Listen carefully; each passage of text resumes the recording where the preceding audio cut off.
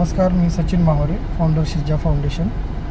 आज मी कर्जत जाण्याकरिता निघालो असताना त्या रोडवरची तळोजा रोडवरची एक मुलगा आहे, जास्त वय नाही त्याचं, हा उन्हातान्हात एकटा जात असताना मला तो दिसला.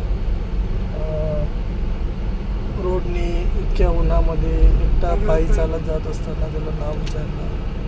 नाव त्याला व्यवस्थित बोलता येत नाही, चालता येत नाही. त्याच्यामुळे आता जवळपासच्या पोलीस स्टेशनमध्ये याला घेऊन त्याच्यानंतर प्रॉपर त्यांचं पत्र घेऊन याला आमचे जे आश्रम आहे त्या आश्रममध्ये आज अशा गरजवंत व्यक्तीला आम्ही आश्रय देण्याचा आज प्रयत्न करू आणि नक्कीच याला एकदम